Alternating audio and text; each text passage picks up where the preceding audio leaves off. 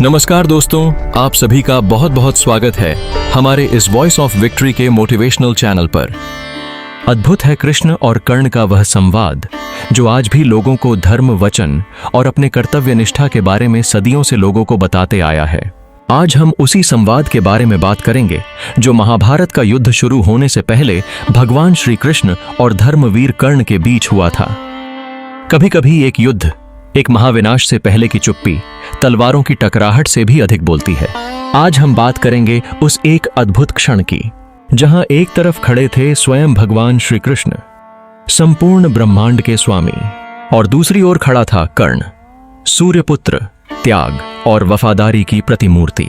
यह संवाद महाभारत की सबसे भावनात्मक घटनाओं में से एक है, जहां युद्ध से पहले प्रेम और धर्म, वचन और निष्ठा आमने सामने खड़े थे। कुरुक्षेत्र युद्ध से एक दिन पहले शाम का समय था।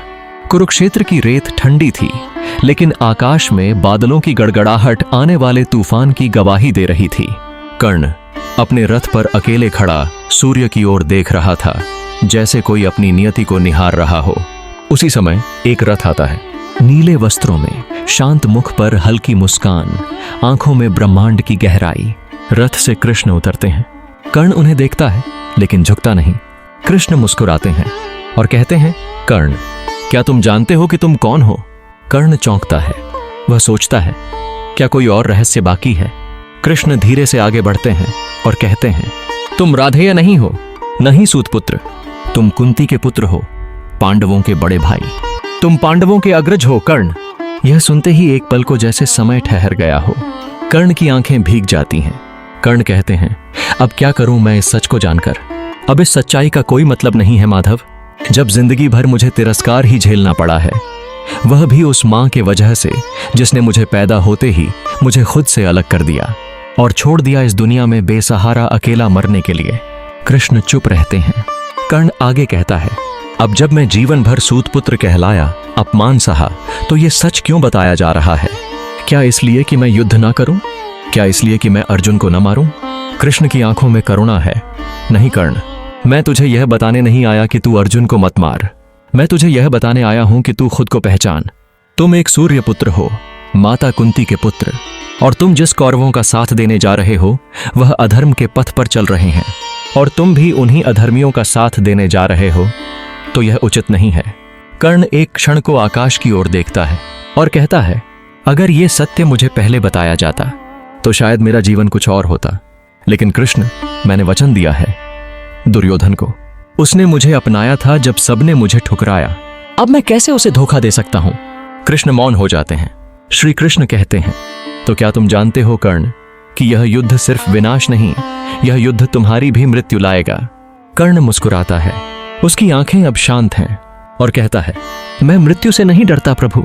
मैं अपने मित्र को दिया हुआ वचन से विमुख नहीं हो सकता, उसका साथ नहीं छोड़ सकता। अगर अपने मित्र को दिया हुआ वचन निभाने के लिए मेरी मृत्यु हो भी जाती है तो यह मेरे लिए बहुत गर्व की बात है। ऐसी मृत्यु मुझे स्वीकार है प्रभु। कृष्ण आगे बढ़ते हैं, कर्ण के पास आते हैं। एक क्षण को वह स्वयं योगेश्वर सूर्यपुत्र के चरणों को देखकर हाथ जोड़ लेते हैं। भगवान श्री कृष्ण कहते हैं, तुम्हारे जैसा वफादार, सच्चा और वीर कोई नहीं कर्ण। इतिहास तुम्हारे नाम को नमन करेगा जैसे मैं आज करता हूं। कर्ण की आंखें भर आती हैं और कृष्ण से कहते हैं, यदि मेरा पुनर्जन्म होता है प्रभु, तो मैं चाहता हूं कि मां मुझे पहचान कर गले लगाए, और इस बार मैं जन्म से ही कर्ण कहलाऊं, जिसे न कोई सूत कहे न त्यागा हुआ। कृष्ण लौटते हैं। कर्ण खड़ा है स्थिर। हवा बह रही है जैसे सूर्यपुत्र को प्रणाम कर रही हो, और कहीं दूर एक अज्ञात भविष्य इंतजार कर रहा है, जिसमें कर्ण की मृत्यु तो होगी लेकिन उसकी कीर्ति अमर हो जाएगी। कर्ण वो नाम है जिसे पराजित किया जा सकता है लेकिन मिटाया नहीं जा सकता, क्योंकि वह सिर्फ योद्धा नहीं बल्कि उस नायक का नाम है जिसने वचन को मृत्यु से भी ऊपर रखा। और यही था वो अद्भुत संवाद जहां धर्म, करुणा और निष्ठा एक ही रेखा पर खड़े थे। अगर आपको कर्ण और कृष्ण का यह संवाद पसंद आया तो वीडियो को लाइक करें, शेयर करें और सब्सक्राइब करें, क्योंकि हम लाते हैं इतिहास की वो धड़कन जो आज भी जिंदा है।